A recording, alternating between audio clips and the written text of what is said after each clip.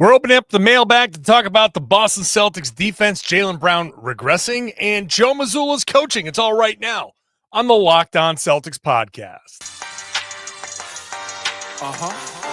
Yup. Beantown, be ever ready. Recognize the city of champs. Back to back, if I say it, it's stamp. Locked on number 19, the best one, the next one. Juice loose in your pool now for the next run. It's the C's, who else could it be? What they gon' say now? Screaming like JT, Karalis, recap the madness. Every game, every practice. Best daily pod, no cap like Brad Beckett. Clutch like Drew to KP, tap in daily. Prime time, dapping D White on the sideline. Rain and Jace, how it started, raising business, how we finished. Locked on Celtics pod, home of the winners. Hey there, welcome back to the Locked On Celtics podcast, right here on the Locked On Podcast Network. Your team every day. I got you every day, Monday through Friday. Bonus podcast when they play in the weekend. So if you didn't listen this weekend, you missed the podcast after the Celtics wrapped up their 3-1 road trip. I'll talk a little bit about that because I forgot to talk about that yesterday. But make sure you're subscribed wherever you get your podcasts. It's free and available everywhere. So wherever you listen to your podcast, it's there. You can also watch the show on YouTube. Get into that comment section. Lots of great conversations happening in that comment section. So go do that. Today's show is brought to you by FanDuel. Super Bowl 59 is here. It's the Chiefs and the Eagles. But there's no better way to make every play more exciting than with FanDuel Sportsbook. New customers can bet just $5, and if you win, you'll get $200 in bonus bets. Download the app, head to FanDuel.com to get started. Yeah, I'm not a fan of that Super Bowl, but whatever. I'm here to talk about Celtics basketball, which is much more fun to me. Later on, it's all mailbag stuff. If you want to get in on the mailbag, it's johnkaralis.com/mailbag, johnkaralis.com/mailbag. Oh, I should probably introduce myself. My name is John Karalis. I work at Boston Sports Journal as a beat writer. Been covering the Celtics for about 20 years. You know, I'm all thrown off. Mailbag questions later on. Rajon Rondo recently talking about his Lakers championship, how he treasures that more than the Celtics one.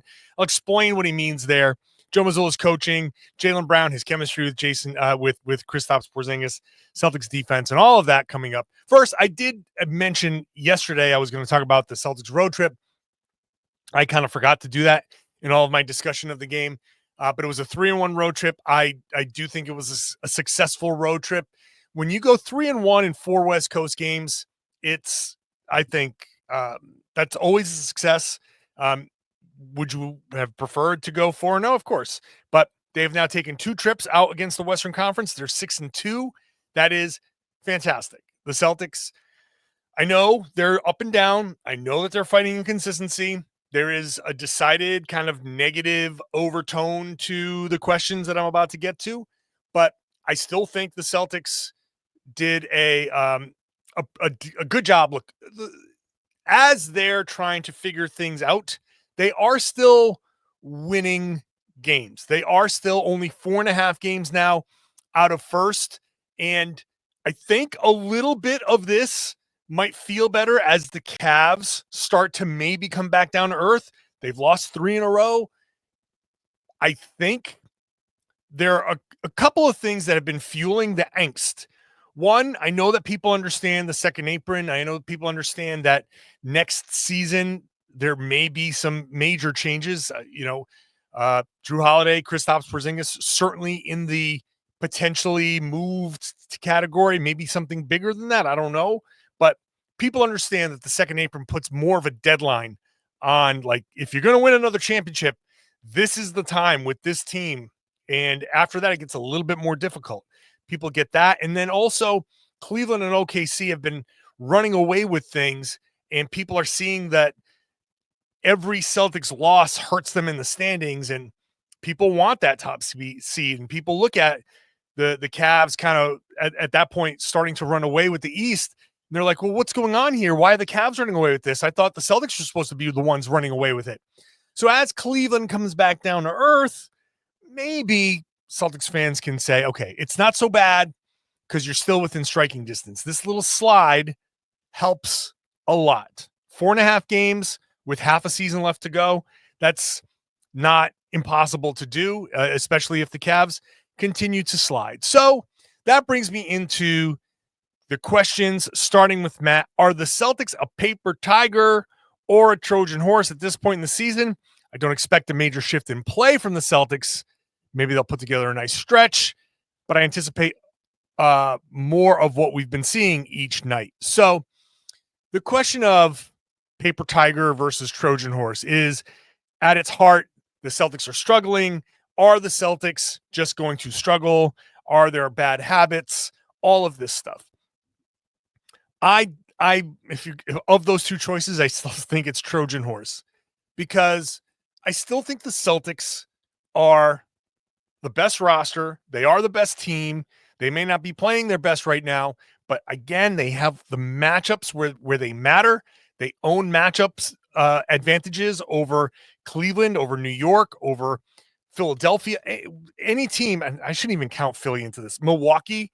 That was such a knee-jerk reaction, just throwing Philly in there. Philly's not in there. But the Celtics have matchups they can attack, and they're not as easy to attack. So their potential, and we've seen their potential. We've seen them at their best. So don't get too caught up in these struggles. Remember, a lot of these struggles happened when Kristaps Porzingis came back. There are a lot of things that have been happening at the same time. Yes, the Celtics have been less than impressive defensively, which is the next question that we're going to get to. The Celtics have been less than motivated. Kristaps Porzingis said it. He said, we can't trick ourselves into thinking each game is like the playoffs. So he has admitted, yeah, it's a little bit of a motivation thing for sure. Okay. But there's also, everybody's talking about how, yeah, well, when you get Kristaps Porzingis back, it changes things. Derek White said that after the game, talking about why he went into a slump. You get KP back, things change a little bit, and that threw things off. Porzingis has to play himself back into shape. They're playing a different style of offense. It's not the same flow. You got to get used to that again. And so a lot of things, and on top of that, the last bit, they just went super, super frigid cold. And not only did they go cold, but all of these other things happened as they went cold to exacerbate the problem. So some of it is in Boston's control. Some of it is the human nature that they have to fight through. Some of it is, other teams are coming at Boston with an incredible intensity that they have not matched. All of that is to say, Porzingis is basically back. They're starting to look a little bit better with him in there. The shooting is starting to come back around. The defense still, but getting better and slowly working through these things. It is a process that they have to work through. So Trojan horse for sure. If people are going to be like, well, the Celtics aren't who they were, then yes, but definitely not a paper tiger. In fact, I would say fan reaction about what the Celtics have been is much, much, much more negative than the league's reaction. Because every time I look around the league and scouts and coaches and front office people, when they talk, everybody's just like, we're still afraid of the Boston Celtics. And so that's my take on that. Kevin gets, this is our defensive question, says, I get the impression that Charles Lee ran the Celtics defense last year. Now that he left, his absence led the Celtics defense to perform less than last year. Look, I don't think any one person ran a defense or the offense, and I don't think his departure is why the Celtics defense hasn't been playing well. I think it just boils down to the simplest explanation. They're just not trying as hard on defense. Last year, didn't matter if I was running the defense. The Celtics were going to try hard. And let me tell you, I cannot run an NBA defense. Charles Lee certainly had that level of input, but Joe Mazzulla was also the guy in charge of the Celtics defense under Ime Udoka.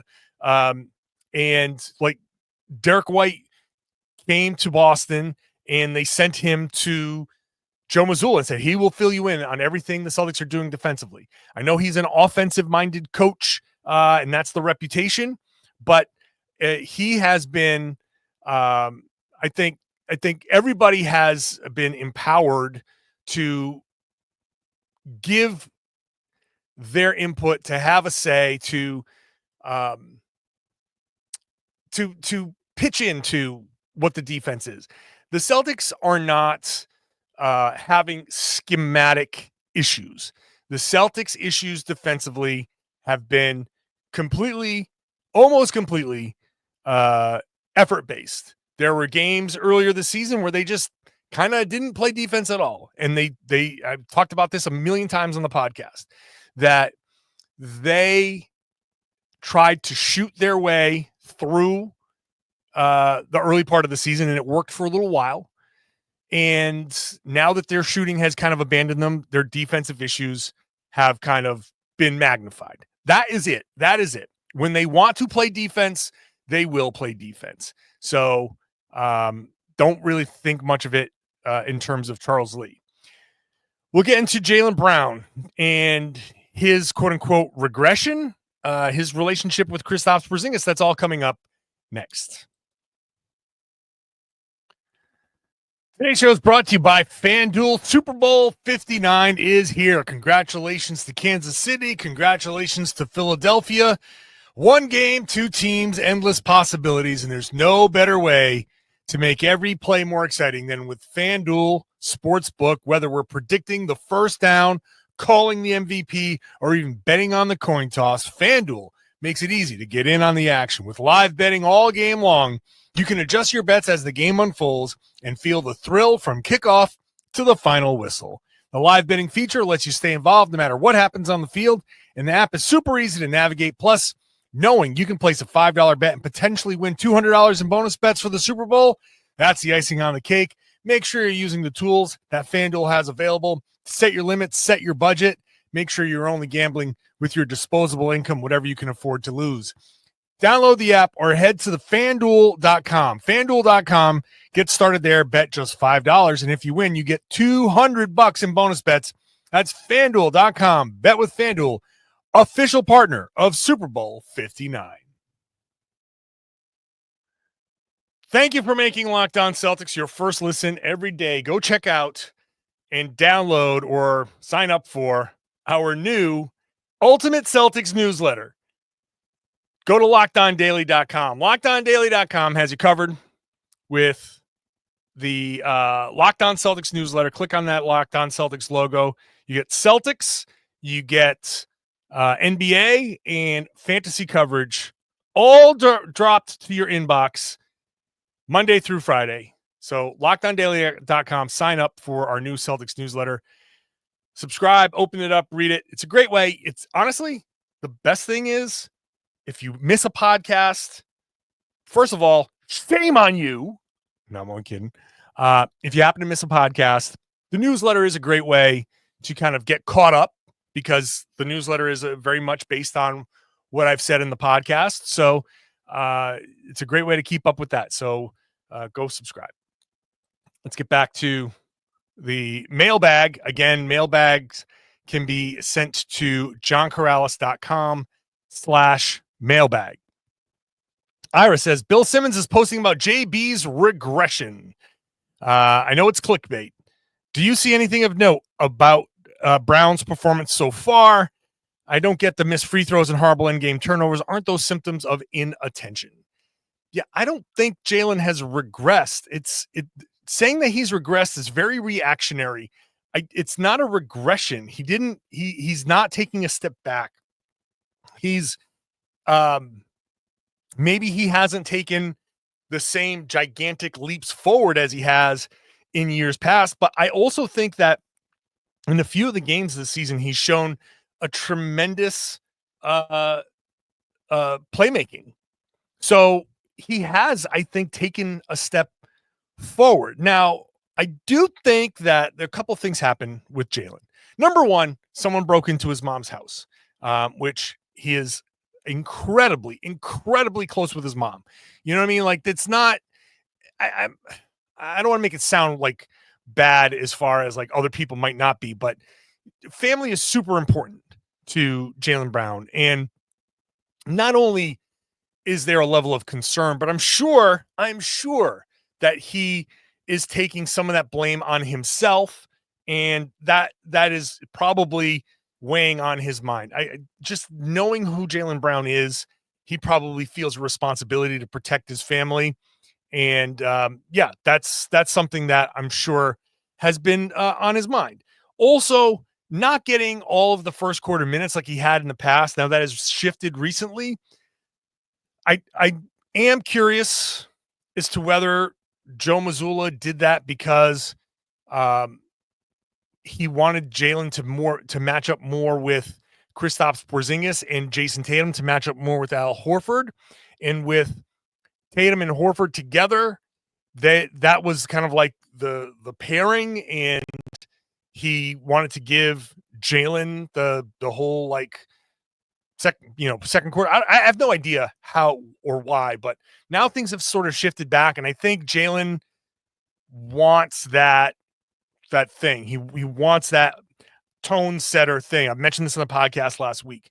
So yes, something has been on Jaylen's mind. I've said it multiple times. Something has been off with him. I hope that whatever it is better now.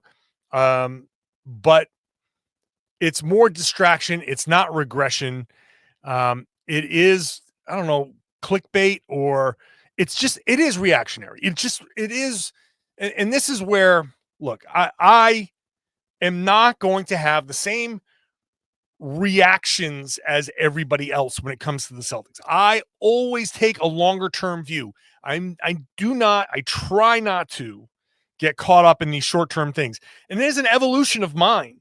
I used to, no doubt. If you go back, 4 or 5 years of podcasts, and we've been doing this podcast for a while, my approach to certain losses is so different than it is now because I've been around these teams. The longer I'm in these locker rooms, the longer I talk to coaches and players and get their sense of how they react to things, I am mirroring my reactions to kind of theirs.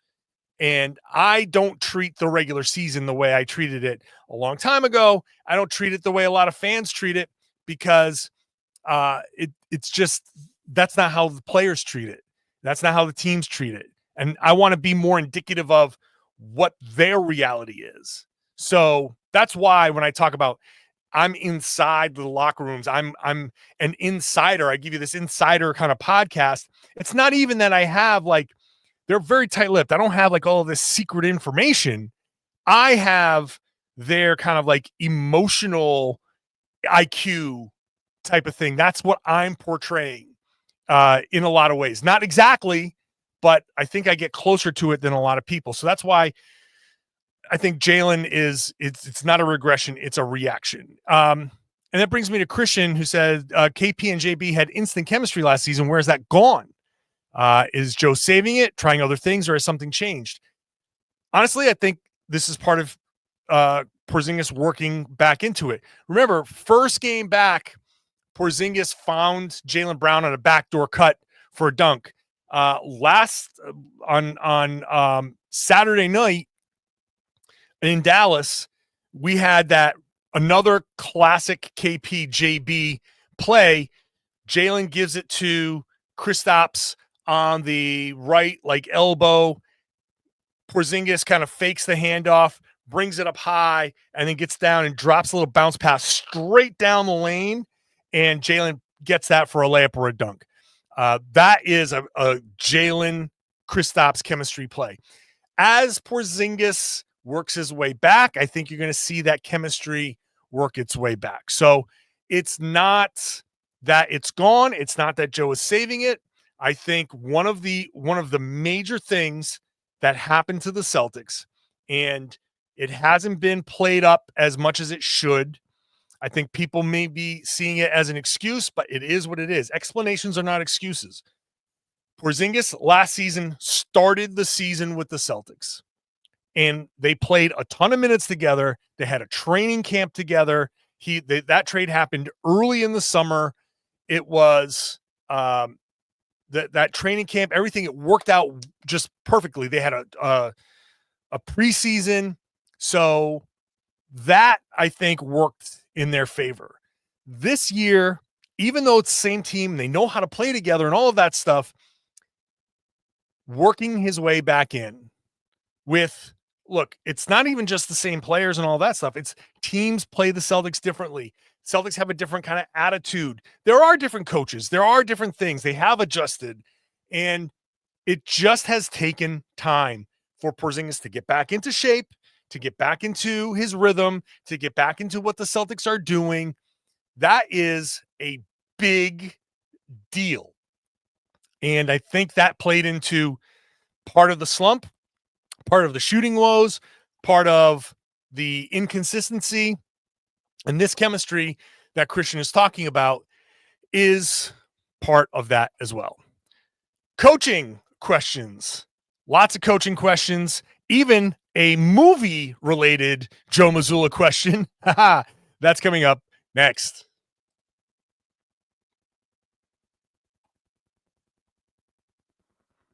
Hey, thanks for making Locked On Celtics your first listen every day. Go check out the Locked On NBA podcast. Locked On NBA is 5 days a week in the middle of the day, 7 days a week at night with the Locked On NBA game night. I do the Friday show with Jake Madison of Locked On Pelicans. So make sure you're subscribing to Locked On NBA. You get 2 podcasts on that feed, and one of them is mine on Friday. So, of course, you want to just, show the support. Join me. Let's get back to the mailbag. Let's wrap this sucker up. 2 Joe Mazzulla questions and a Rondo question to wrap this up. Starting with Chris. The losses seem to be adding up to a troubling pattern that I think might point at the coaching. I like Joe, but I feel like he prefers losses to wins sometimes. Do you think he needs to be tougher on the players when they stink it up out there? So the coaching and the preferring losses to wins, no, let me be clear. Joe prefers to win. He does not prefer to lose, but he enjoys adversity when it's an opportunity for guys to grow. Very important, I think, if you want to be a critic of Joe Mazzulla, that's fine. I certainly am not, because and I'm not to say it's not to say that I think that he's perfect or anything like that. He does have growth and he does have stuff to learn. He's only in his 3rd season, but I like the way he approaches things. Does he like the losses sometimes? I mean, look, every once in a while, if your team is playing poorly and they deserve to lose, every once in a while in those games, yeah, he's not coaching to lose, but the loss is like, hey, we deserve it. We got to take this L, and we got to understand why we took it. But it goes back to what Joe said on this podcast over the summer. When Joe Mazzulla came onto this podcast, and if you haven't heard it, if you're new to the show, scroll way back to September and listen to the Joe Mazzulla podcast, because he had some great quotes, and it was 2 parts. And the whole, I want to see the red dot on our forehead. Like, that is, he wants the team to be hungry. And if the team is losing because they're not hungry, then he will take that as, look, it's good that we're being punished for doing the wrong thing. He's not saying it that way, but it's what he means. So it's not that he prefers the losses. What he prefers is that the Celtics play well and do the right thing. If they're not playing well, then they need to learn the lessons to get them to play well. And I think in that, in the sense of what you're asking, Chris, playing poorly and winning is great. You need the wins. Sometimes you need to pull out a win that you play like crap, and at the end you're like, whoa. It's almost like stepping into the street and a car whizzing by you, like, I didn't see that car coming. Oh my God, I almost just got hit.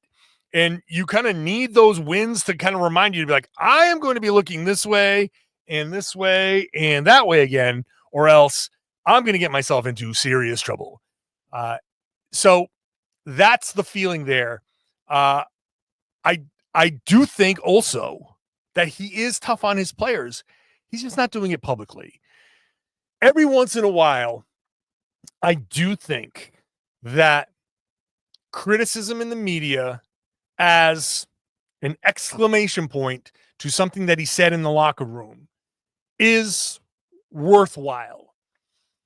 But for now, I know Mazzulla is going to protect his players and make sure that they aren't subjected to additional scrutiny beyond what they've already earned by stinking it up on the floor. But I can tell you that behind closed doors, Joe is not saying the same things to them that he's saying to us. It's a much different Joe Mazzulla behind closed doors. And he definitely challenges guys. And I think the way he does it behind closed doors and the fact that he turns around and protects the guys with the media, I think they appreciate that. And I think that is what allows him to be what he is behind closed doors, because they're not going to go, they know he's not going to then turn around and go to the media and embarrass them. And look, and I don't want him to embarrass people, but I do think every once in a while he needs to like hammer a point home just so they get the message. But regardless, his approach is, I'll give you my honest opinion behind closed doors. I'll go out there and I'll lie my butt off to these guys and say what I'm going to say. So you guys don't have to deal with them too. You just got to deal with me. I'll deal with them. It's like dealing with the refs. So I think that's his approach. So I know Joe is an acquired taste for some people. I don't think the coaching is the issue. This is the NBA. It's player motivation. That's completely up to the players to find it in themselves. He doesn't have to give motivational speeches, all of that stuff. Which brings me to Andrew's question. Given that Joe Mazzulla is a cinephile and the Celtics are looking to get their killer instinct back, has anyone asked him about the beach scene in Rocky III? The answer is no, we haven't. But I think you're going down the wrong path as far as movie scenes that Joe Mazzulla would kind of latch onto. Like there's a reason why he's so all about the town. The town is like dark and gritty. Rocky 3 is like bubblegum movie inspiration stuff. And that is not Joe Mazzulla. That is absolutely not him. You want to go down a different road. The thing that popped into my head, and I'm not even sure this is entirely correct, but the Glengarry Glen Ross scene, Coffee is for Closers. That whole like 7 minutes of Alec Baldwin just berating the salesman for not closing their leads. That's more up Joe Mazzulla's alley. That's more like, and maybe a little bit more of how he is behind closed doors. But that's, put that coffee down. Coffee is for closers. That is more Joe Mazzulla than any Rocky and Apollo hugging on the beach stuff. Which, look, I'm not poo-pooing Rocky 3, big fan, but that's not Joe's thing. Joe is darker, grittier, definitely much more vulgar, all of that stuff. So if you want to come up, if you want to get in the comment section and come up with certain like movie scenes that fit that mold, by all means, get into the comment section on the YouTube page. Let me know. I think that could be a fun little exercise. But the town is the mold. That is your kind of example. You got to go down that road. Lots of F-bombs, it's R-rated movies. No PG stuff. Joe is much more into that. Remember, he's a big MMA fan. He's a big, blood sport kind of guy. So that's not the movie. Although, I don't know. I don't remember anything from Bloodsport. Maybe that's the movie you should be looking at. All right, let's wrap this up because this came up, and I'm glad that Kevin from LA asked this. What are your thoughts about Rondo saying his second championship with the Lakers meant more to him than his championship with the Celtics? Does this mean his number 9 will be for Derek White when it goes into the rafters with Tatum, Brown, and Horford? Well, first of all, the fact that the number was reassigned tells me that they're not retiring Rondo's number. if number 9 gets retired, it will be for Derek White. But I heard Rondo's explanation, and I know people in Boston are like, how dare you? How dare you, sir, talk about the Lakers championship is more special to you than the Celtics one? It's because I think he took the Celtics one more for granted. Like, he didn't know what he was talking. Like, he didn't know what he was doing back then. He was just like a young, arrogant punk. You know what I mean? And he just like, yeah, we won a championship. Of course we won a championship. Look at this team. And like that, you celebrate it, but he's probably sitting there like, that's one championship down. What was he in his third year at that point? Second year? Like, he was too young to appreciate what it meant. And he had the falling out in Boston. Then he goes to LA, and he said, like, going to LA was different. He got to experience it with his family. Like, his son was a part of it. That he had an appreciation for how hard it was to win a championship. And so that's why the second one meant a little bit more to him. It's not that it was with the Lakers. He could have won that second championship anywhere at that point. It's the fact that at that point in his career, he had gone through some things, realized that the championships weren't going to keep coming, and that was it was just a different attitude. So I understand exactly where he's coming from. When you're young and you expect these things to keep happening, you're young and dumb. You don't know what's going on. Age gives you some wisdom, or it's supposed to give you some wisdom and appreciation for things. And I think that's all it is. And I've heard him talk. He's not denigrating the Celtics championship. It's that it's where he was in his career, and it happened to be with the Lakers. So I know that stings for Boston fans. I get it, but it's more of a personal thing. I want to personally thank all of you for being here, for submitting your questions. Again, questions can come in at johnkaralis.com/mailbag. I apologize to people who I didn't get to your questions. There are a lot. Some of these questions that I have used are representative. Like, there are a bunch of Jaylen Brown questions. So hopefully that kind of answers my Jaylen Brown answer all of those. But submit, and I will try, especially during the regular season. It's harder to do the mailbags, but I will try to get to them, especially more All-Star breaks coming up. So I'm definitely going to do some there. So make sure you are subscribed to the podcast. Make sure that you are getting it dropped directly to your device. It's free and available everywhere. Watch the show on YouTube, get into that comment section. And now I would love it if you did me a favor. Could you share the podcast and tell everybody that they should be listening to and watching the Locked On Celtics podcast here on the Locked On Podcast Network? It's your team every day.